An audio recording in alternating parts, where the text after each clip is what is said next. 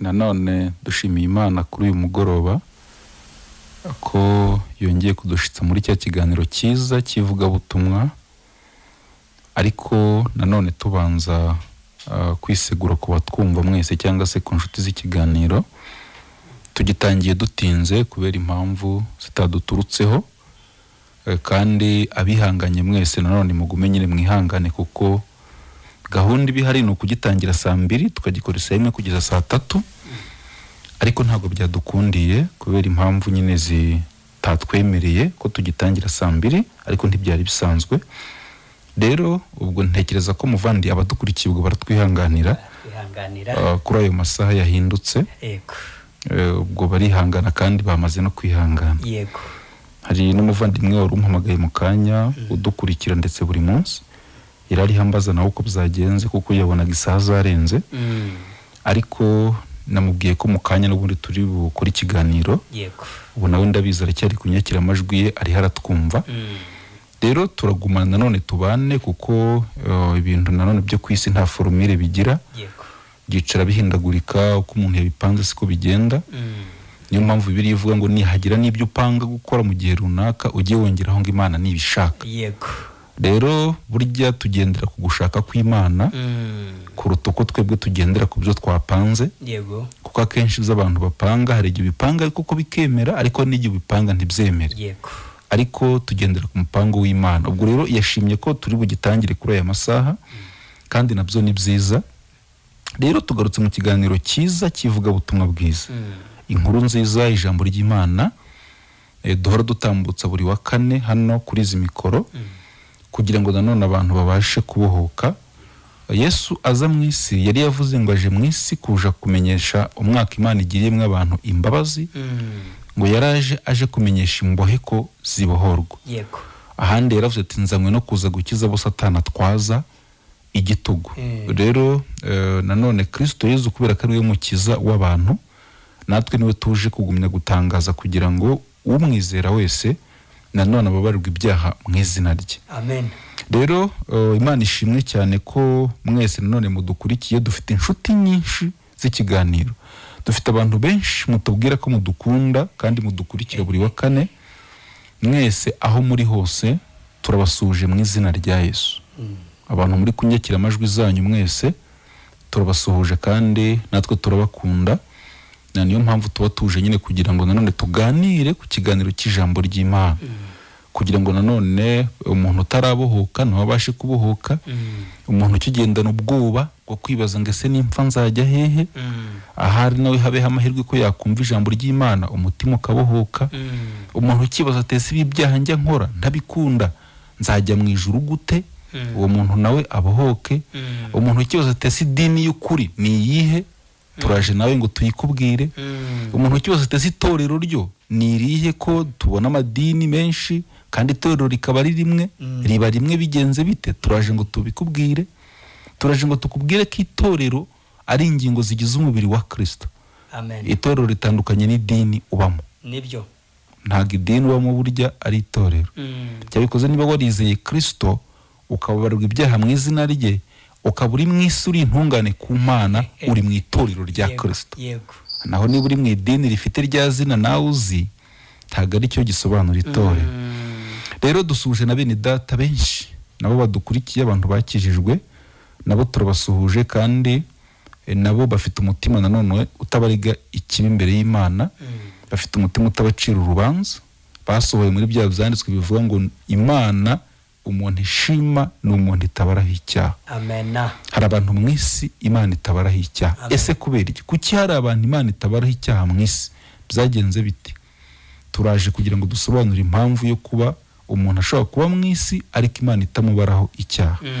Ngero tugiye kubana mu kiganiro, ku mazina turamenyeranye, nitwa Nahimana Patrice, ariko sindi njyenyine, ndi kumwe na mwene data nawe tugiye gufatikanya kubagezaho ikiganiro. Reka bibwire abasuhuze ubundi dukomeze tuganire. Yego. Nanjye nshimiye Imana cyane ko iciye inzira nanone tukaba twongeye kuboneka muri izi studio za Radio Country FM kugira ngo tubagezeho ijambo ry'ubutumwa bwiza, ubuntu bw'Imana. Yego. ribwira abantu uburyo ki Imana yatanze ijuru ku buntu muri Kristo Yesu. Hanyuma rero amazina ni Musabyimana Yosefu Mugisha, ariko kandi ndi intungane cyangwa se ndi umukiranutsi mbikesha kwizera igikorwa Kristo Yesu yakoze ku musaraba. Namenye neza ko amaraso ya Kristo Yesu yamenetse ku musaraba ariyo yatumye mbabarirwa ibyaha byanjye, bityo kubyizera gutyo mu mutima rero mpinduka umukiranutsi imbere y'Imana. Ndi naho mfite ibyiringiro bifite ubugingo. Amen. Nzi neza ko iwacu ari mu ijuru. Imana rero ishimwe muvandimwe, kiducira inzira kugira ngo iyo neza umwami yatugiriye kugira ngo tuze tuyigezeho n'abandi. Bibiri yaravuze ngo numara kumwemera nk'umukiza wawe uhamye mu bandi ibyo yagukoreye, ariko usabe n'Imana ibahishurire Yesu kugira ngo bahabwe ubwo buntu wahawe nawe. Yego rwose. Imana ishimwe rero. Imana ishimwe cyane. Amen, amen. Turakomeza tuyishimire kuko niyo yo gushimwa. Yego. Yadukoreye ibikomeye muri Kristo. Bituma dukurwaho urubanza rw'ibyaha. Amen. Turi kuyishimira ko turi mu isi turi intungane imbere y'Imana. Amen. Bibiliya iravuga ngo ninde wari buturege. Iyo bisomye neza usanga nta muntu urimo mu baturegaga. Yego. Bibiliya iravuga ngo haramutse hari wari buturege yari kuba ari Imana, kandi niyo yadukunze cyane itwoherereza Kristo mu isi. Amen. Ngo haramutse hari undi nawe wari kuturega yari kuba ari Kristo, ariko nawe ngo niyo wadupfiriye. Niyo wadupfiriye. Ubwo rero kubw'urupfu rwa Kristo no kuzuka kwe turi intungane imbere y'Imana. Ubyemera ntibyemezwa nuko ubyemeye, ntibinagirwa byo nuko byemeye, ahubwo byagizwe byo nuko byavuzwe n'Imana. Yego, yego. Imana ntibasha kubeshya, yaravuze ngo ntiyabeshyira mu ndahiro ndetse no mu isezerano. Ibyo yavuganye n'abasogokuruza batubanjirije yarabibabwiye, ariko ntiyashyiraho indahiro. Ariko igeze ku gutanga Kristo nk'igitambo gikuraho ibyaha irirahira. Yego. Irirahira ivuga ko ibyaha byacu n'ubugome bwacu itazongera kubyibuka ukundi. Ibisohoje isezerano yari yaradusezeranije. Yego. Rero turi hano mu isi ariko dufite ubugingo buhoraho muri Kristo, dufite ubuzima bw'iteka muri Kristo, kubera ko twavutse ubwa kabiri ku Mana. Amen. Rero reka dusome n'ibyanditswe. Tuhora tuvuga ubutumwa bwiza muvandimwe. Dufite abantu benshi badukurikira bahora batubwira ati kuki muhora muvuga Kristo. Turagira ngo tubibutse ko nta rindi zina twahawe mu isi ndetse no mu ijuru, nta rindi zina abantu bahawe ryo gukirizwamo keretse izina rya Kristo Yesu. Amen. Nta kindi tuzavuga keretse Kristo wapfuye akazuka ku mpamvu z'abanyabyaha. Yego. Rero kumva hari ibindi twavuga, naje kugumya kubigenzura bigenjuje ijambo ry'Imana, nsanga impamvu abantu badusaba kuvuga ibindi bitari Kristo, kubera ko nanone umuntu aba ari uwa kamere, abantu bifuza kumva ibya kamere. Ubu tuje tukavuga ko mufite ibyaha, tukavuga ko mujya munabikora, tukababwira ngo mupfukame mwiyeze munihane, mwabyumva mwanabikunda. Ariko iyo tuvuze uko kubabarirwa kw'ibyaha ntimubyemera. Nyamara nibyo wakabaye wemera, kuko nanone ibyaha by'urabikora ubishaka utanabishaka. Ibyaha wabyihannye kenshi ntibzashira, nawe umutima ugumya kukwemeza ko uri umunyabyaha. Tuje kukubwira umuti unywa ugakura inkeke y'icyaha mu mutima wawe. Nanone ntabwo twakubwira ibintu bitagukiza. Iyo umuntu anyweye imiti myinshi ntakire barayihindura. Rero reka mvuge ndi agakiza nta wundi kabonerwamo ni Kristo Yesu. Twasoma. Yego, ngira ngo biriya ntibyari no kwihana, ntibyitwa no kwihana. Yego rwose. Nubwo babyita kwihana, ahubwo ngeyo mbyumva numva ari ugupfobya. Yego. No gukerensa amaraso ya ntama w'Imana yatwejejeho ibyaha byacu akaduhindura abera imbere y'Imana. Ariko turi hano kugira ngo nanone ubwo abatwumva uyu munsi bihane. Urumva uvuze ibintu bikomeye nkunda kumva n'abantu benshi ndetse babigisha b'amategeko. Yego. Baravuga ngo nanone ngo umuntu namara kumenya ukuri hanyuma akabivamo ego agakora icyaha nkana niko mu Baheburayo bavuga ngo uwo muntu nta kindi agomba gutegereza uretse gutegererezanya ubwoba umuriro w'inkazi uzarya abanzi b'Imana. Yego. Iyo bakomeje babivuga baravuga ngo mwibaze namwe ngo niba umuntu yarasuzuguraga amategeko ya Mose bakamwicisha amabuye ngo none ga ni mwibaze umuntu wakerensa cyangwa batatu bamushinje. Yego rwose ngo ni mwibaze umuntu wakerensa amaraso ya ntama w'Imana ngo ubwo byagenda bite? Nubwo tegerezanya ubwoba. Yego rwose. Reka dusome rero amagambo nanone Imana yadushyize ku mutima. Yego muvandimwe. Ubu kandi tuba tugeze kuregera nanone tubwira abantu ntabwo tuba dutangiye ubu twamaze umwanya tugeze kuri turi kubwira abantu ubwo umurimo wakozwe na Kristo Yesu. Yego rwose. Ariko hari amagambo aboneka hano mu gitabo cy'ibyakozwe n'intumwa ibice byaho 13 turasoma imirongo ibiri umurongo wa 38 n'uwa 39. Yego. Abantu bafite Bibiliya baba bazifite muri telefone murareba abazifite mu buryo butari muri telefone muzirambure namwe mujye musoma kugira ngo tujye tubasha kugendana. Amen. Haravuga ngo nuko bagabo bene data mumenye ko ari muri uwo tubabwira kubabarirwa ibyaha kandi uwizera wese atsindishirizwa nawe mu bintu byose ibyo amategeko ya Mose atabashaga kubatsindishiriza. Yego. Imana ishimwe cyane. Ngesomye mu yera. Reka nsome muri Bibiliya ijambo ry'Imana. Yego. Haravuga ngo noneho bavandimwe mumenye ko ariko bwa Kristo uwo mwagejejweho iyo nkuru yo kubabarirwa ibyaha. Kubwe kandi buri wese muri mwe umwemera agirwa intungane imbere y'Imana ko byamushinjaga byose. Amen. Kandi bitashobokaga ko bitari gushobokera amategeko kubw'amategeko ya Mose, bitari kubashobokera kubw'amategeko ya Mose. Ego naho bigarukira. Yego. Imana ishimwe ihimbazwe ko yandikishije iby'urukundo rwayo. Amen. Kandi iby'urukundo rwayo ikanabishyira mu ijambo ryayo. Yego yego. Kandi ikanabisobanura ikabihishura kubera ko byari bihishwe ubu n'ubwiru bwari buhishwe ariko Imana irabuhishura. Amen. Irabuduhishurira natwe idushyira ku mutima kugira ngo turusheho kubwira abantu iby'ubwo bwiru bw'Imana. Imana ishimwe. Aya ni amagambo mwene data Pawulo yavuze ariko ari kubwiriza inkuru nziza y'umukiro. Yego. Ari kubwiriza muri bene wabo b'Abisiraheli ababwira ibya Kristo Yesu wapfuye, ibya Kristo Yesu wabambwe, ibya Kristo Yesu wazize ibyaha by'abari mu isi, ababwira ibyuko ari muri uwo nguwo ibyanditswe bivuga ko mu by'ukuri kubabarirwa kw'ibyaha kubonekera muri we. Ndaza gutekereza ko wenda ari naho tuza kwibanda cyane. Yego. Turaza kwibanda hangaha havuga ko kubabarirwa kw'ibyaha kwabonekeye mu maraso ya Kristo Yesu cyangwa muri Kristo Yesu, kandi ko umwizera atsindishirizwa nawe nanone ku bintu byose. Amen. Ibyo amategeko ya Musa atabashaga kubatsindishirizaho cyangwa kudutsindishirizaho. Iyo tuvuga gutsindishirizwa ni ukugirwa intungane nk'uko muri icyo kinyarwanda habivuze.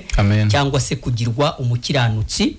Ariko nta muntu wari kuba umukiranutsi cyangwa nta muntu waba umukiranutsi abigizwe no kubahiriza amategeko ya Musa, ndetse nta n'uwabasha kubabarirwa ibyaha abikuye ahandi. Abikuye mu kubivuga mu mazina, mu kubisabira imbabazi, mu kubisabira penetensiya, mu kubyaturira bagenzi bacu, mu kubibwira abapasteri, mu kubivuga ku bikarabiro, mu byumba by'amasengesho ndetse n'ahandi. Ubwo buryo bwose tuzakomeza kubuvuga ko ari uburyo budashoboka, ari uburyo bw'ubuhimbano, Yego. ari uburyo gusa Satani yashyizemwo urujijo kugira ngo abantu bagume muri urwo rujijo, Yego, ndetse rwose. usange rimwe na rimwe umuntu apfuye atarigeze amenya umurimo wakozwe na Yesu, ndetse naho yanawumva akawukerensa ashingiye kuri ayo mayoberane aba hari y'uburyo bwinshi buba bugiye butandukanye. Dore ko Yego. n'ibyanditswe byera bivuga ko atari igitangaza ko Satani abasha kwihindura nanone marayika w'umucyo, akabasha ndetse no kugerageza kuvuga muri iryo zina Yego. rya Yesu, ukabona abantu benshi ibihumbi ndetse n'amagana bavuga mu izina rya Yesu, basenga mu izina rya Yesu, ariko ugasanga iby'imbabazi, iby'uko Imana yababariye abantu ibyaha, ibyo bintu bakaba barabiyobewe. Yego muvandi. Rero turi hano kugira ngo tubwire abantu uburyo ki imbabazi zabonetse z'ibyaha, ndetse kandi ko gutsindishirizwa twatsindishirijwe dutsindishirijwe no kwizera Kristo Yesu bidaturutse ku mirimo itegetswe n'amategeko ya Musa. Iyo tuvuga amategeko tuba tuvuga amategeko ya Musa, nubwo abantu bazi 10, ariko ubundi amategeko arenga 10, arenga yandi: ntukice, ntugasambane, ntukibe, kundisha Uwiteka umutima wawe wose, kunde mugenzi nk'uko wikunda. Amategeko ibyanditswe bivuga arenze 10 muvandimwe. Ahubwo yurebye ibyanditswe bigaragaza amategeko ari hejuru ya 600, bityo ngo ni muri 603, kandi ayo mategeko Imana yatanga yahereza marayika kugira ngo ayashyikirize, ayahereze Mose nawe yahereze abantu. Na amategeko yaraturutse ku Mana, ariko kandi Imana yahaye Mose kugira ngo ayashyikirize abantu, nk'uko n'ubundi nabo ubwabo bari babyisabiye. Yego rwose. Ariko kandi amategeko, reka mvuge ngo ntabwo Imana yari yahaye abantu kugira ngo bayubahirize, abahindura abakiranutsi imbere y'Imana, ahubwo Imana yari yatanze kugira gusa ngo amenyeshe umuntu ko ari umunyabyaha. Kugira ngo mu kindi Kinyarwanda ho havuga ko Imana yari yatanze kugira ngo umuntu amenye ko yacumuye, cyangwa umuntu amenye ko ari umunyabicumuro. Rero mu by'ukuri iyo somye ijambo ry'Imana ngira ngo mu Baroma nk'ibice byaho 3 ku murongo wa 19 hari amagambo avuga ngo tuzi yuko iby'amategeko avuga abibwira abatwarwa nayo, kugira ngo akanwa kose kazibwe, kandi abari mu isi bose batsindwe n'urubanza imbere y'Imana, kuko imbere yayo ari nta muntu watsindishirizwa n'imirimo itegetswe n'amategeko, cyangwa wagirwa intungane n'imirimo itegetswe n'amategeko, kuko amategeko ariyo amenyekanisha icyaha.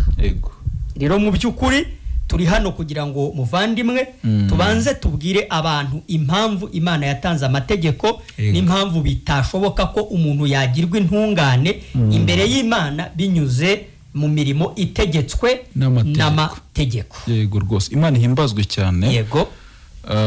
Ntekereza ko aba batwumva bose abenshi bamaze igihe mu iyobokamana, ariko duhora tubivuga kuri izi mikoro, umuntu amara igihe mu bintu yita iby'Imana, ariko akaba na amategeko ya Musa bajya bamwigisha. Yego. Kandi hano twasomye bavuze ngo hari ukuntu twabonye ubutungane muri Kristo, ngo ku buryo amategeko atabashaga kubuduha cyangwa se kubutugezaho. Yego.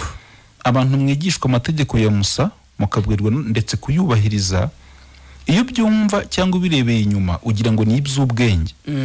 Iyo bakubwira imyitwarire wishingikirije ku mategeko, yego, bakakubwira kugira ibyo ukosora, iyo byumva ko kanya uba wumva wagira ngo ni byiza. Yego. Ariko burya Bibiliya iravuga mu Bagalatiya ngo havumwe umuntu wiringira imirimo itegetswe n'amategeko. Havumwe umuntu wishingikiriza ku by'amategeko avuga ntabisohoze nk'uko abivuga, ngo iyo bimunaniye ahinduka ikivume. Iyo wishingikirije ku mategeko biragusaba Bibiliya handi iravuga ngo uba wisize mu mwenda wo kuyumvira uko yakabaye yose. Kandi abadukurikiye nabahamya, uretse nabo na Bibiliya irabivuga, nta muntu wa kamere ushobora cyangwa se ufite ububasha bwo kubahiriza amategeko ngo yasohoze 100%. Abadukurikiye mwese ntawe utarayishe. Yakobo avuga ko iyo wishe rimwe ubu yishe yose. ibice 10 bice 2 umurongo w'10. Urakoze muvandimwe. Ariyo mpamvu umuntu ahora ashaka gutunganira Imana ntibigerweho kubera iki? Yishingikirije ku mategeko, kandi amategeko yo abereyeho kumenyekanisha icyaha. Urumva abantu ntibamenye umumaro w'amategeko. Ubundi Imana yatanze amategeko kugira ngo umuntu yisobanukirwe ko ari umunyabyaha. Ubundi ngo icyaha cyahoze mu isi ariko ntawe kibarwaho amategeko ataratangwa. Abaroma igice cya 5. Yego.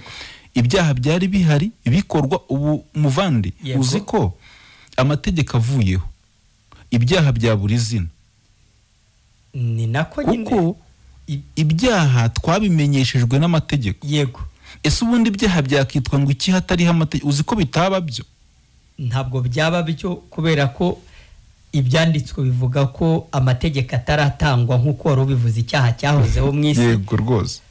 Ariko nanone ngo kidafite uwo kibarwaho. Yego. Ariko suko kitari gifite uwo kibarwaho nk'aho umuntu atari umunyabyaha.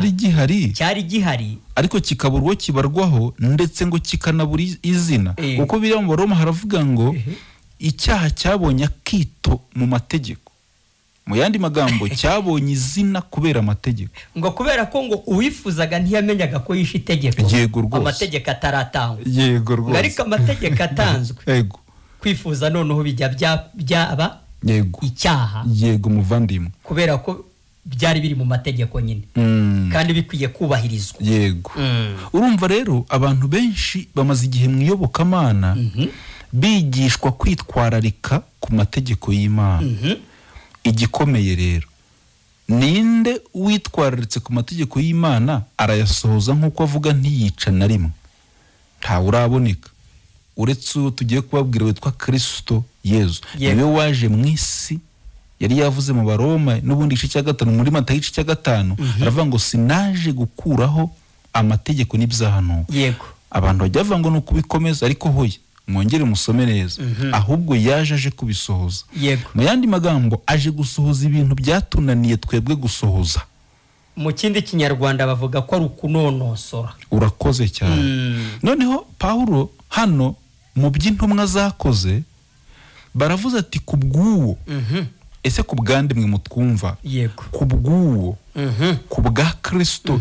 Tahandi Yesu yari yavuze ngo niwe nzira n'ukuri ndetse n'ubugingo. Ngo nta muntu ushobora kugera ku Mana atamunyuzeho cyangwa atamujyanye. Yego. None Paulo rero aravuga hano mu byakozwe n'intumwa ngo kubw'uwo Kristo Yezu. Ngo muri uwo ngo nimo tubabwira kubabarirwa ibyaha. Muri Yezu Kristo nimo tubabwira kubabarirwa kw'ibyaha. Ntabwo ari muri padiri. Oya. Ntabwo ari muri pasiteri. Wapi? Ntabwo ari muri muyobozi w'icyumba cy'amasengero. Oya. Ntabwo ari mu muntu. Yego. Ni muri Kristo. Muri Kristo. Ikindi kandi abantu mudukurikiye mujye mutwumva neza. Ubundi twese abantu twabereye ibigwari icyarimwe niko Bibiliya ivuga. Yego. Ahandi haravuga ngo bose bakoze ibyaha ntibashyikira ubwiza bw'Imana. Harimo n'abo bantu ujya uvuga bakuyoboye mu byumba, harimo n'abakuru bawe bakufasha uvuga bakwigisha, harimo n'abapasitori n'abapadiri n'abamwarimu n'abandi. Yego. Abo bantu bari muri bose bakoze ibyaha ntibashyikira ubwiza bw'Imana. Mu yandi magambo twari dukeneye umurengezi twese. Amen. Hatavuyemo n'umuntu n'umwe. Ariko ubwo siyo mpamvu muvandi ntabwo byari gushoboka. Yego. Ntibyanashoboka ko umunyabyaha yego ababari undi munyabyaha. Oya, tibishoboka. Niyo tuvuga ibi bintu tuba tubitsindagiye. Yego. Ko atari mu muntu, atari muri na runaka na runaka na runaka. Tutabirondoye. Yego. Nkuko wari ubivuze, umuntu yarakwiriye kubabarirwa ibyaha bitanyuze ku muntu. Yego. Binyuze kuri Kristo. Nta muntu ku isi wundi ufite ububasha bwo kubabarira umuntu ibyaha. kuko abitwa uwitwa umuntu wese twese duhuje ikibazo. Amen. Bibiliya Abaroma igice cya 5 musome guhera 17 mumanuka na 18 iravuga ngo igicumuro cy'umuntu umwe ari wa Adamu cyatumye abantu bose bahinduka abanyabyaha. Yego. Bishatse kuvuga ngo iki rero, uwitwa umuntu wese dusangiye gukenera ubutabazi, dusangiye gukenera umurengezi. Niyo mpamvu rero umurengezi yarabonetse, ni Kristo Yesu. Amen. Niyo mpamvu hano twasomye Paulo ari harabwira abantu babwira ngo muri uwo muri Yesu Kristo niho habonetse ukubabarirwa kw'ibyaha. Amen. Kwa kuntu bakubwira ngo pfukama, ngo abakozi b'Imana bakuzenguruke bakuramburireho ibiganza cyangwa se bakwatuze cyangwa ngo baguce ikiru, ibyo bintu byose ngo nimurambura umukeka ngo imbere hariya runaka ngo abantu bapfukame ngo abakozi b'Imana babazenguruke. Yego, ikikwereka ko ibyo bintu atari byo, uwo mukeka uhoraho. Ese ubundi koko niba ibyo biganza babaramburiraho bikuraho ibyaha, kuki ejo wongera ugapfukama wakabaye ukiri ibyaha nyine? Ndiwumva ko ese ubundi ibiganza byanduye byakura umuntu y'ibyaha gute? Ntibishoboka. Bibiliya iravuga ngo umuhuza w'abantu n'Imana n'umwe yitwa Kristo Yesu. Niwe ufite isoko ryo guhuza Imana n'abantu. Ari umuririmbyi waririmbye aravuga ngo nta yindi nzira tuzabona. Yego rwose. Nta yiriho. Amen. Ngo haba nimwe. Yego. Ngo nukuri inzira ijya mu ijuru. Ngo ni ya Yesu n'umusaraba. Yego rwose. Nta yindi hari. Nta yindi hari.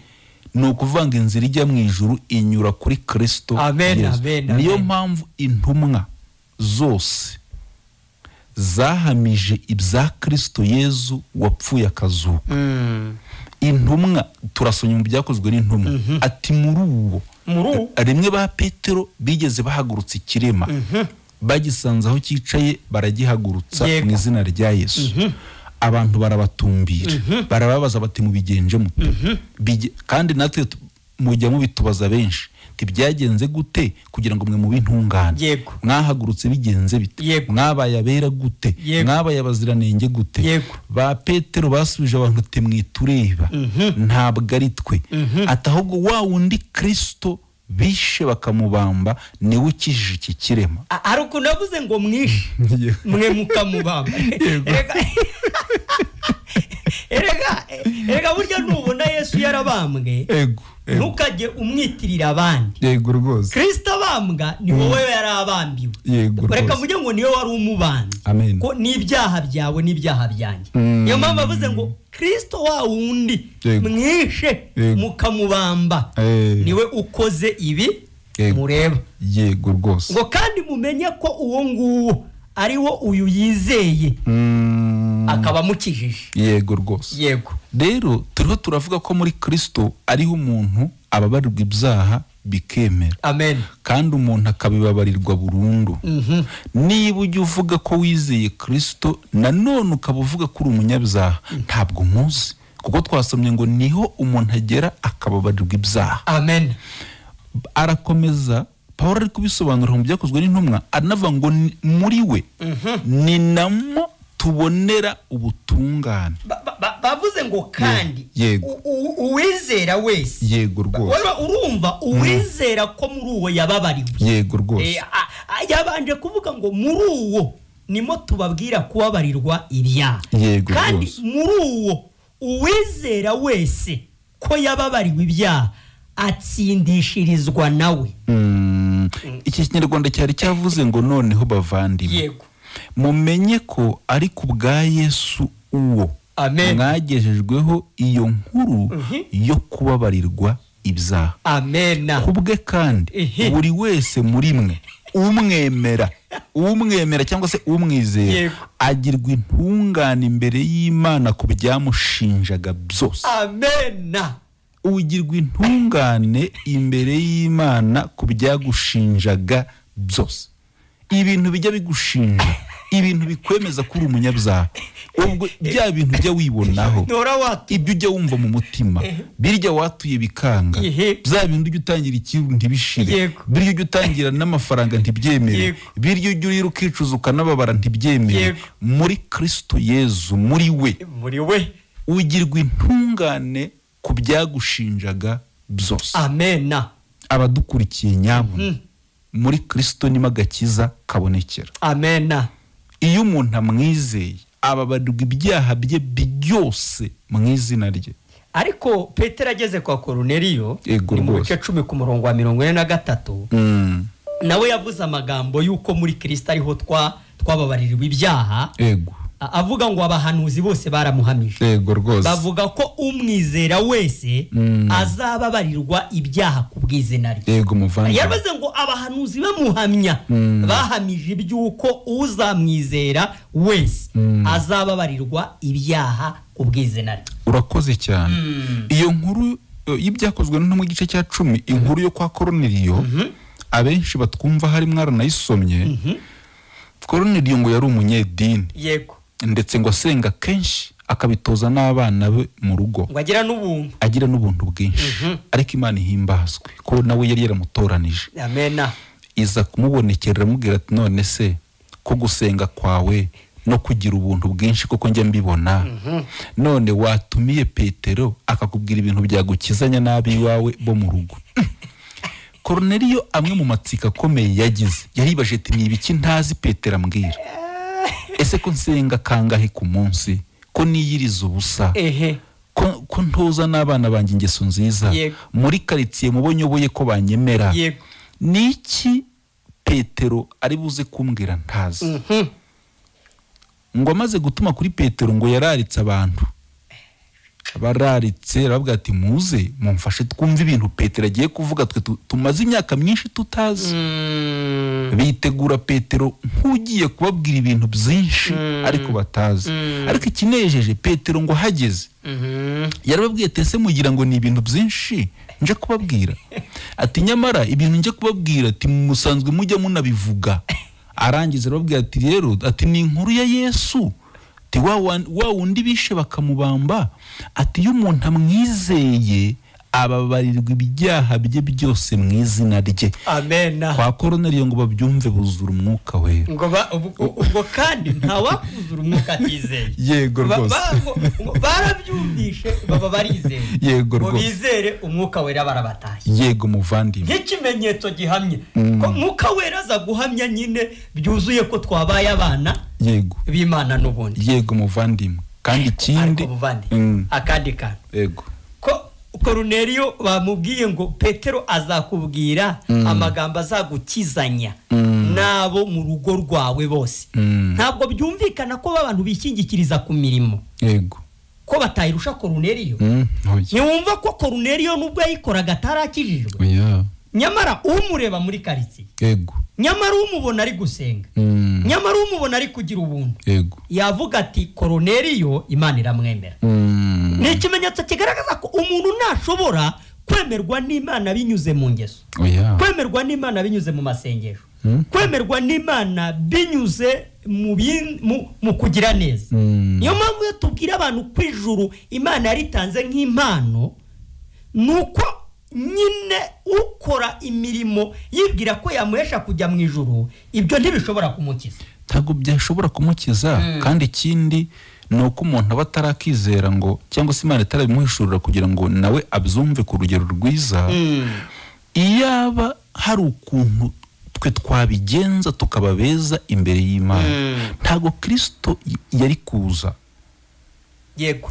Iyaba hari ukuntu wakihana, iyaba hari ukuntu wareka ibyaha bigashira, iyaba hari ukuntu waba mwiza Imana ikakwemera, ntago Kristo yendaga kuza gupfa. Icyazanye Kristo mwisi nuko twebwe twanduriye icyarimwe tugahinduka abanyabyaha imbere y'Imana kandi batabasha kubyikiza. Yego. Niyo mpamvu twari dukeneye umukiza cyangwa se umurengezi. Amena. Cyangwa se umucunguzi. Amena. Ese ntitwari dukeneye umucunguzi? Mwe mwese mudukurikiye, ese Kristo Yezu yaje kubera ko twashoboye cyangwa yaje kubera ko byatunaniye? Iby'amategeko yavugaga byaratunaniye, iby'amategeko yahamyaga byaradutsinze. bimaze kudutsinda rero bisaba ko Kristo aza mu isi kugira ngo dutsindishirizwe. Amen. Iyo Bibiliya ivuze ko mwizera ibivuze ngo iki? Ibivuze kwemera mu mutima ko Kristo yambaye umubiri kubera wowe. Amen. Akaza akishyiraho ibyaha byawe n'ubugome bwawe, akanahanwa igihano wagombaga guhanwa. Nibyo. Kwizera Kristo ni ukumva ibyo bintu mu mutima wawe, ukumva ukuntu Kristo yaguhaniwe, ukanamenya ko yagukuyeho urubanza rw'ibyaha, hanyuma ukamenya ko urupfu Imana yishe umunyabyaha rwabaye kuri Kristo. Amen. Wajya uririmba ngo ibyaha byanjye bihamba mu mva, ukabyumva. Wanavangwa arazuka kugira ngo ampuze na se, nabyo ukabyumva. Wajya uvuga ati nagaruka nzamushimira ibyo nabyo ukabumva icyo uzamushimira. None se koko niba Yesu yarishwe azira ibyaha byawe, agapfa agahambwa, akazuka kugira ngo wemerwe n'Imana, Bibiliya iravuga ngo yazukiye kugira ngo tugirwe intungane imbere y'Imana. Reka tubisome Abaroma 4 muri iki Kinyarwanda. Ni bice 4 umurongo wa 25 Abaroma. Yego. Haravuga ngo watangiwe ibicumuro byacu akazurirwa kugira ngo dutsindishirizwe. Yego, hano haravuga ngo yashyikirijwe abamwica azira ibyaha byacu, maze arazuka ngo tugirwe intungane imbere y'Imana. Amen. Ibi bintu nitwe twabyanditse ko ari ijambo ry'Imana. Ijambo ry'Imana. Kristo yashyikirijwe abamwica. Amen. Azira ibyaha byacu, maze arazuka kugira ngo tugirwe intungane imbere ntago tugirwe intungane imbere y'abantu, ahubwo tugirwe intungane imbere y'Imana. Amen. Imana ihimbazwe cyane. Tekereza ko rero abadukurikiye twabaha umurongo se, twabaha umurongo nabo tugasangira. Nyamune turababwira kwizera. Yego rwose. Uwo nguwo Kristo Yesu wishyizeho ibyaha byawe. Yego. We wabyikoreye mu mubiri we, akabibambanwa ku giti. Yego rwose. Akabicumitirwa, akabishenjaguririrwa, akamena amaraso, ugakurwaho urubanza rw'ibyaha. Reka tukubwire ngo warababariwe, reka tukubwire ngo warejejwe, reka tukubwire ngo waratsindishirijwe. Byizeza umutima wawe, iri joro nawe wirarire mu bwami bwo mu ijuru. Amen. Turi kuvuga ko muri Kristo arimwe Imana yiyungiye nawe, ntiyaba ikikubara nk'umunyabyaha. Amen. Abakorinto ba 2:5 musoma umurongo wa 19. Amen. Muri Kristo nimo Imana yiyungiye nawe, ntiyaba ikikubaraho ibyaha. Ese kuki ibyaha Imana itakubaraho wobyibaraho? Ndi wumva ko kubyibaraho ari igisobanuro cyo kutizera? Ese niba uvuga ko wemera Kristo, umwemera hiki? Niba wemera Kristo se akaba atarakukijije ibyaha, akaba ataragukuyeho ibyaha, ubwo se umwemera gute? Umwemera hiki? Rero mwe mudukurikiye, twavugaga ko aho muri Kristo ariho habaye kubabarirwa kw'ibyaha, kandi umuntu umwizeye agirwa intungane mu buryo amategeko yananiwe kubikora. Amen. Ntabwo mu mategeko twigeze tuba intungane ngo bizemere. Nawe uzarebe, iyo wirebeye mu mategeko usanga uri umunyabyaha. Mwe mwese mujya muvuga ko muri abanyabyaha, nuko muba mwirebeye mu ndorerwamo yitwa amategeko y'Imana. Ntiwayashobora.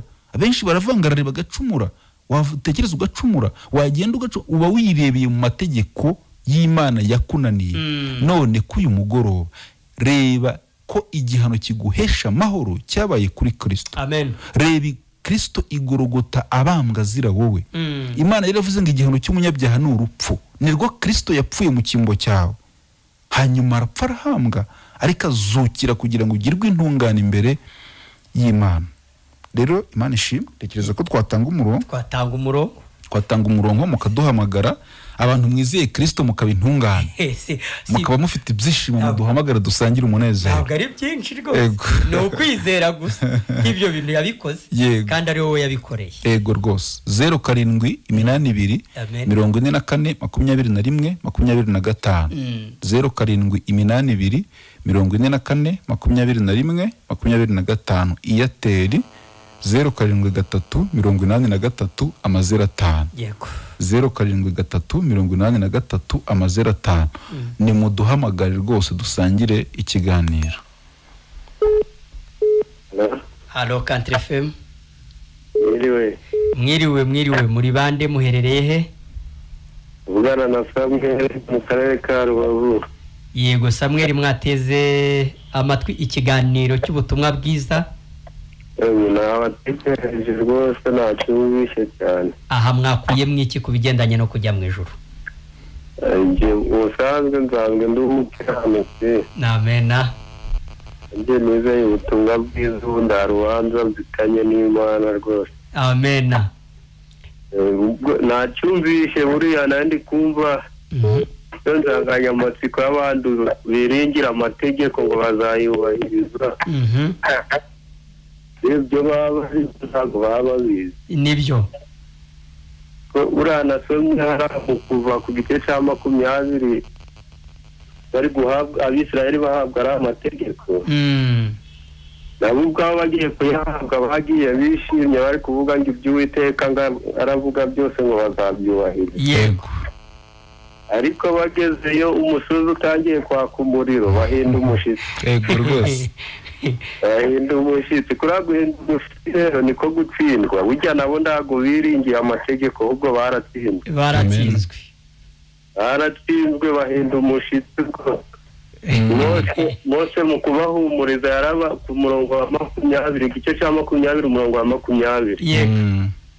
Yarabahumuje arababwira ngo aya matinga Imana ngo yaziye kubagerageza ntabwo yayabahereye kuyubahiriza. Ko yayabahereye kubagerageza. Yego rwose. Kugira ngo dutsindwe. Ego. Ubushake bw'Imana bari bwo gukora n'imbaraga zayo ngo zigaragare. Amena. Rero abiringira amategeko rwose ntibemere batsindwe, kandi akenshi ni ukudasobanukirwa kuko abenshi babivugisha n'umuntu. Iyo bigiye mu byanyabyo kuko nguje kuyubahiriza nawe ubona ko wa musozi uri kwaka umuriro. Nibyo.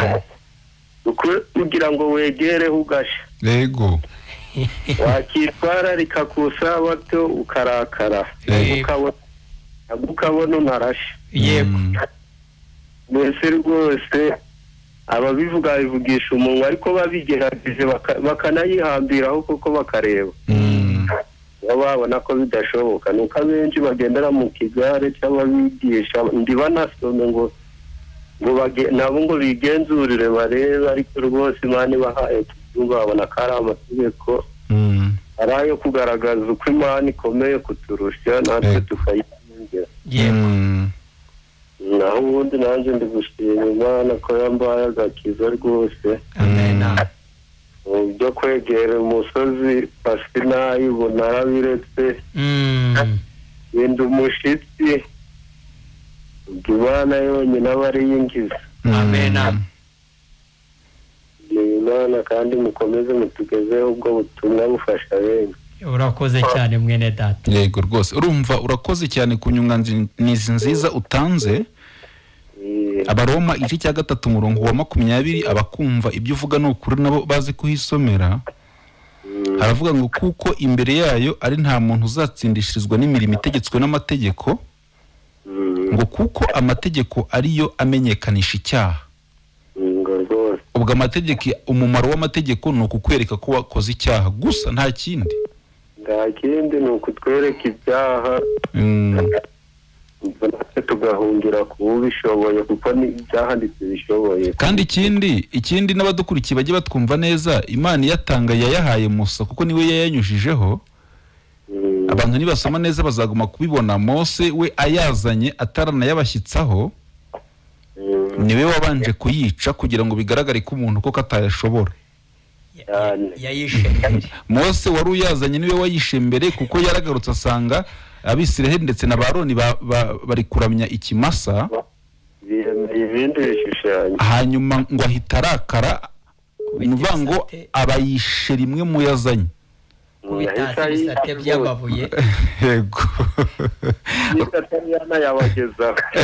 Urumva ko rero Abisirayeli barazubaye baravuga ngo yazane tuzayubahiriza, ariko nibwo buryo bwiza bwo kuyica ahubwo. Kandi uriya kuyica bivuze ubundi no gupfa. Yego. Kuko kwica amategeko bivuze gupfa nyine. Kuko gira nko mu bice 8 mu butumwa bwiza bwa bwahise uko bwanditswe na Yohani bafashe wa mugore bafasha asambana bamushyikiriza Yesu kandi ngo mu mategeko ya Musa ngo byari byanditswemo ko uwafashwa asambana akwiriye guterwa amabuye agapfa cyane rwose kandi iryo ni rimwe mu mategeko. Hari igihe umuntu ajya avuga ngo wenda sinsambana ariko kandi akifuza akanarakara kandi kwica rimwe muri ayo imbere y'Imana uba wayishe yose n'ubundi kubara nk'uwakoze ibyo. Ariko basi hari n'umukecuru ubwo watoraguye udukwi ku isabato kandi rwose buriya yarashonje biragaragara kuko na Mose yaramwitegereje aravuga ati kaje kubaza Imana banze guhita bamutera amabuye. Yego avuga ati ngurikije uyu mukecuru igihe yubahirije isabato ari umwana akaba ageze muri iyi myaka y'umukecuru rwose wenda Imana irashiramo imiyaga bavuga imvugo z'ubu ariko Imana yavuga ati umutera amabuye kuko yayishe. Imana ireba nukuba wishe na ibyo kuvuga ngo wayubahirije igihe kirekire byo ntacyo bivuze. Yego rwose turashimira Imana ko Yesu yaje kugira abasi muri we kugira ngo dukire n'ibyo nari byo byishimo biruta ibindi byose ku isi. Amen. Oya nibyo urakoze cyane muvandimwe ku nyunganizi nziza utanze kandi komeza wishime usuhuza abavandimwe reka twakire n'abandi. Murakoze. Sawa urakoze cyane. Arishimye rwose umuvandimwe. Arishimye cyane umuvandimwe. Ari hera avuga ngo n'uwatoraguraga udukwiye ari umukecuru. Twakiriye umuntu. Country femalo. Uzamurijwe. Yego turakumva. Shobora kuba ntareza afite. Wenda yakongera. Nakomeza agerageze. Yego. Umuvandimwe yari avuga ko umukecuru yatoraguraga udukwi ari ku isabato ariko nawe Imana ikavuga ngo mumwicishe amabuye. Mu mategeko nta mpuhwe iyo wayishura urapfa. Allo? Allo Country FM. Nonese nyine kwigisha umutanze Mose yazanye amategeko 8 kuko yarayazanye yari meza. Ntabwo ari 8 n'icumi. Unanarebye yazanye kugira arebe nyine abantu bashobora gukurikira Imana kubagaragaza bakayubahiriza. Wumva warayubahirije se? Ntawe yashobora kuko harimo agoranye. None wumva ko utayashoboye wumva uzajya mu ijuru biciye mu zihe nzira? Burya nyine umuntu yoroganiza akiyeza akaba akiri. Aha nyamara twari turi kuvuga ko nyine impamvu Imana yatanze amategeko kwari ukugira ngo akumenyeshe gusa ko uri umunyabyaha. Nkuko nyine byanditswe byera byabigaragaje ko yatanzwe kugira ngo akanwa kose kazibwe kandi abari mu isi bose batsindwe n'urubanza imbere y'Imana nawe urimo nanjye ndimo. Numara kumva ko utsinzwe n'urubanza umenye kutagirwa umukiranutsi no kubahiriza amategeko bitume hubwo uhungira ku Mana. Uhungira ku Mana ni gute? Nuko ukwiye kumenya ko Yesu we Imana yamwohereje mu isi akaza mu isi yambaye umubiri wanjye umubiri wawe ariko adafite kamere yawe ya kamere y'abantu. Kuko impamvu ituma utajya wubahiriza amategeko yose nuko wavukanye kamere y'icyaha. Hanyuma iyo kamere rero Kristo Yesu ntayo yavukanye. Yaje rero ashobora kubahiriza amategeko yose ariko ari wowe ayubahiririza. Kugira ngo kubahiriza amategeko kwa Yesu bibarwe kuri wowe. Noneho kuyica kwawe bibarwe kuri Yesu. Hanyuma kubera ko kuyica kwawe rero byagombaga kukujyana mu gihano cyitwa urupfu cyitwa kurimbuka ukajya mu muriro utazima. Kristo Yesu amaze kubarwaho ibyaha byawe kwica amategeko kwawe kose nawe yemeye guhabwa kirya gihano yahanwe, kirya gihano wagombaga guhabwa. nta n'umwana w'umuntu wagikora kiriya gihano Yesu, tega amatwi gatoya, ni igihano Yesu yahawe cyawe. Niwumva ngo Yesu yazize ibyaha byawe, ukwiye kumva ngo yazize ibyaha byawe kugira ngo we nubyizera utazarimbuka. Kugira we nubyizera uba uhindutse umukiranutsi imbere y'iki? Y'Imana, ariko bitanyuze mu mirimo itegetswe n'amategeko, kuko bidashoboka. Sibyo? Yego. Ukwiye kumenya ko Kristo Yesu yahaniwe ibyaha byawe. Ukwiye kumenya ko Yesu igihano cy'ibyaha byawe cyose yagihawe, yabazweho gukiranirwa kwawe kose, nawe ubarwaho gukiranuka kwe. Umenye rero ko muri uwo Yesu Kristo ariho wababariwe ibyaha byawe. Ntabwo bisaba kwiyeza. Kwiyeza ni ikinyoma gituruka ku mubi. Sibyo? Ntabwo biriya byitwa kwiyeza. Ntabwo kwiyeza ari byo bikuraho umuntu ibyaha. Ahubwo ukwiye kumenya ko ubwo Kristo Yesu yamenaga amaraso wari wejejwe ibyaha byawe. Mbega ari kugira ngo ngembe umwera. Yego. Kugira ngo ibyo bintu byizere ubu umwera imbere y'Imana, ube biboneye ubugingo buhoraho. Yego. Nibyo umuntu yizeza umutima, Imana ikaguha gutungana kwa Kristo. Allo? Nibyo rwose. Umaze igihe udukurikira mu kiganiro? Ndumva. Batwari tukubajije ngo umaze igihe udukurikira mu kiganiro? Oya, tano uyu munsi wonyine. Aha, okay. Urakoze cyane rero, ngira ngo ikiganiro duhora tugitambutsa buri wa kane, ariko dusobanurira abantu ko wizera Kristo Yesu, kemera ko ibyo yakoze byose ari wowe yabikoreye, ukanemera ko yahanwe igihano cyawe. Iyo ibyo bintu byijeje umutima, Imana ikugira intungane ku bwa Kristo. Yego. Ubwo anabimenye ko ubwo ateze amatwi bwa mbere ko iki kiganiro kivuga ko ijuru Imana ritangiye ubuntu muri Kristo, ntabwo nyine rikorerwa. Hari impamvu ridakorerwa, nuko Kristo Yesu yagukoreye ibyo byose tumaze kukubwira nyine. Yego. Sawa, urakoze cyane. Urakoze cyane nawe. Urumva no bwa mbere dukurikiye, burya tuba dufite abantu benshi badukurikiye ubwa mbere. Tumushimiye Imana. Yego rwose. Zarakoze kandi birumvikana ko yateze amatwi. Turacyafite iminota, mugumye muduhamagare, turacyafite iminota mike, turabakira. Yego. Umuntu wizeye Kristo akabona amahoro yo mu mutima, akagirwa intungane, nawe aduhamagare. N'ufite icyabaza rwose duhamagare, katwakira umuntu. Country FM, allo? Allo? Allo? Allo? Ndumva hari rezo nawe zitamukundiye. Allo? Aragumya agerageze. Yego.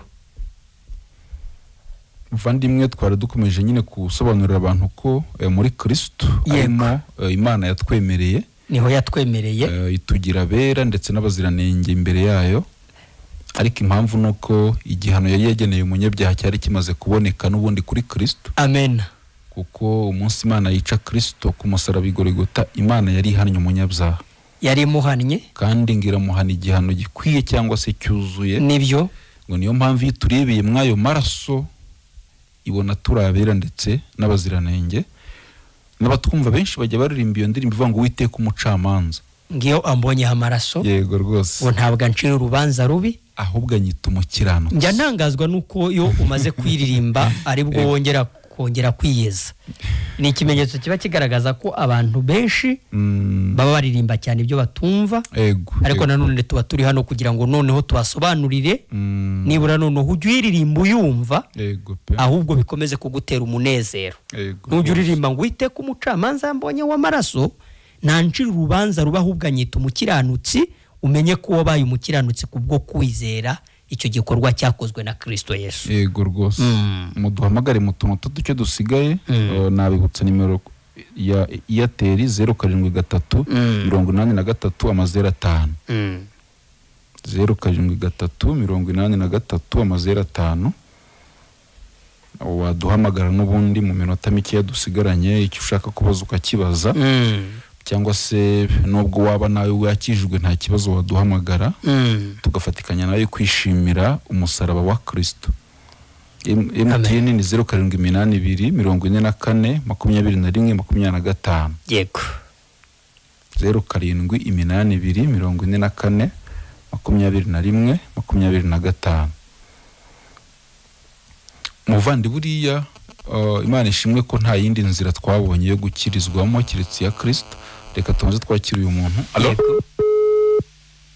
Allo? Ndumva utamwemereye nawe. Wari uri kuvuga ngo nta yindi nzira twabonye yo gukirizwa. Yego. Kiretse inzira ica kuri Kristo. Yego. Allo? Yego, mukomere kandi dukomerane. Muri bande muherereye he? Samusoni Nyakarenzo. Yego Samusoni, mwateze amatwi ikiganiro? Ikiganiro twagiteze amatwi turi kumwe rwose. Aha, wakuyemo iki ku bigendanye no kujya mu ijuru? Amateka rwose kuko musazi muhora murucishirizaho rwose. Aha, ni iki wakuyemwo wasangiza abantu ku bigendanye no kujya mu ijuru? Icyo nasangiza abantu ni uko twese twayoboka inzira y'Imana. Samusoni, twagufasha. Iki kiganiro turi kubwira abantu ko muri Yesu Kristo bababariwe ibyaha byabo. Turi kubwira abantu ko amategeko yatanzwe kugira ngo atsinde gusa abantu, abagaragarize ko ari abanyabyaha imbere y'Imana. Niba wateze amatwi ko ikiganiro tukigitangira, amategeko kuyahabwa Imana yari yatanze iyahaye abantu kugira ngo abagaragarize ko ari abanyabyaha, abagaragarize ko badashobora gukiranuka binyuze mu mirimo yabo itegetswe n'amategeko, badashobora kubona ijuru binyuze mu byiza byabo bakora, binyuze mu kubahiriza amategeko, ahubwo ko kugira ngo umuntu Ndumva yagiye wenda n'abandi mukomeze mugerageze. Nawe yarakibazanye twakira uyu muntu. Allo? Telefone. Vuruhande rw'inyakira amajwi yawe. Allo? Allo? Ndumva nawe bitamukundiye. Reka tuvende twakira undi. Harundi. Allo? Allo? Yego, turakumva neza. Uri nduherereye he? Twishime Defa. Yego, tuyishime. Uri he? Allo? Yego, tuyishime, turakumva neza. Muravuga Twishime Defa ku Nkombo. Yego, tuyishime. Wadukurikiye mu kiganiro? Ikiganiro nagikurikiranye. Allo? Yego, turakumva neza. Njyewe inama nagiye abantu ni ukuvuga ati basenye Imana barebe ko bazagera mu ijuru. Aha, katujyane. Nari nkikubaza ntiwadukurikiye wowe mu kiganiro? Ntabwo nabashije kugikurikirana neza, ariko numvaga inzira ari iyo ngiyo. Rero nta masengesho abaho wasenga ngo ujye mu ijuru. Bibiliya ivuga ko ibihembo by'ibyaha ni urupfu. Yego. Rero niba abantu bose barakoze ibyaha ntibashyikira ubwiza bw'Imana, icyari kibakwiye ni urupfu kandi rw'iteka. Yego. Ariko twari turiho tuvuga intsinzi yabonetse, twari turiho tuvuga ineza y'Imana cyangwa se ubuntu bwayo, wabyita uko ushaka. Amen. Yego. Imana yagize urukundo rwinshi rutuma idutangira Kristo Yezu aza mu isi, aza nta cyaha afite. Yego. Ariko yemera kwambara umubiri nk'uyu dufite kugira ngo ibyaha byacu bibone uburyo bimufataho. Yego. Kristo ahinduka umunyabyaha ku bwawe. amaze kuba umunyabyaha ku bwawe ntibyarekeraho, anahanwa igihano wagombaga kuzahanwa kigenewe abanyabyaha. amen. Hanyuma arapfa nyine, arahambwa, umunyabyaha arahambwa, birarangira. Ku munsi wa gatatu Kristo azutse, azukira kugira ngo wowe ugirwe intungane imbere y'Imana. Yego. Iki Imana gusabuza ari igiki?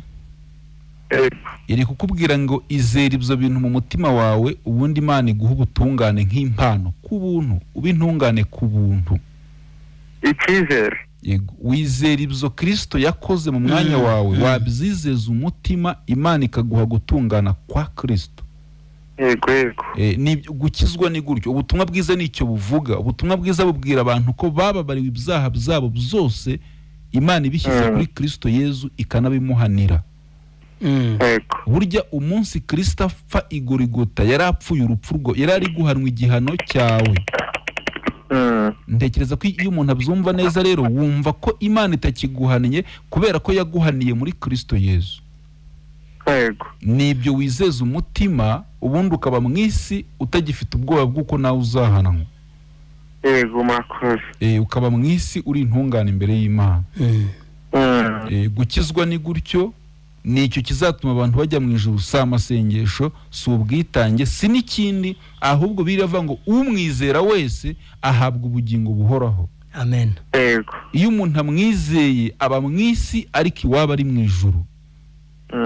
Naguciye mu cyo kuvuga. Yego, turakumva neza. Bo rero mfite umugore, ubu ngubu nanjye nicyo mamubwira, yego turabakene, ariko nyamubwira ati uwizera Imana, iyo wizeye Imana byose birashoboka.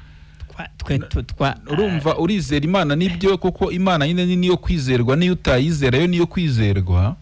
Genda yizera kabisa. Ahubwo nanone muri byinshi yizerwaho, icy'ingenzi kinaguha ijuru cyangwa kiguha ubutungane ni ukwizera ibyo Kristo yakoze mu mwanya wawe, ukamenya ko yahanwa ziri ibyaha byawe. Yego. Ibyo iyo byijeje umutima, ikikubwira ko wabyizeye, uba mu isi ufite ubugingo buhoraho, uba mu isi uri intungane ku Mana, uba mu isi utagifite ubwoba bwo kuzarimbuka. Yego, iminota rero yagiye, wenda tugiye gutanga umurongo cyangwa se telefone zacu ngendanwa. Ushobora no kuduhamagara nyuma tuguma kuganira, ariko iminota twari tugenewe yo yarangiye. Yego. Kandi tugushimiye Imana kuba utwumva, mujye muguma mwumva ikiganiro wowe na madame wawe. Yego pa. Sawa, urakoze cyane, Imana ikurinde. Sawa, mugire ijoro ryiza, murakoze, ndabashimiye cyane. Yego, urakoze nawe. Wakenera rero kwifuza ibiganiro cyangwa se wakumva ashaka ibiganiro dutambutsa hano byose, none hano tureba live. Yego. Yakandika, yajya kuri YouTube. Yego. Akandikamo Ijuru Ntirikorerwa TV, ibyo biganiro byose uhita ubibona. Yego. Rero uretse n'icyo haba hari n'ibitabo. Haba hari n'ibitabo byitwa Ijuru Ntirikorerwa. Bisobanura uburyo ki ijuru Imana ritangiye ubuntu muri Kristo Yesu. Nabyo ugishaka wagisanga hano Radio Country FM ikorera mu mujyi wa Kamembe, impande y'isoko hafi na banke ya Beneri. Ubwo nimero turi bubahe zo kuduhamagaraho ni nazo wakwifashisha tukakuyobora uburyo ki wakibona. Ariko ushobora no kujya ku rubuga rwa WhatsApp,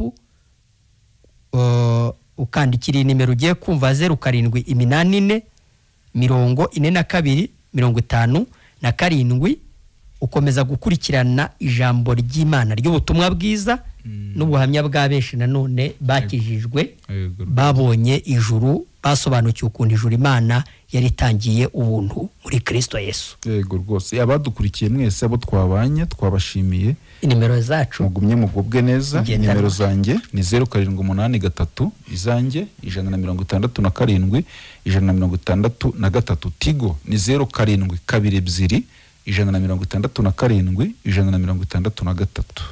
Izanjye ni 07 9 18 25 900, 07 18 25 900. Murakoze, Imana ibahereza umugisha.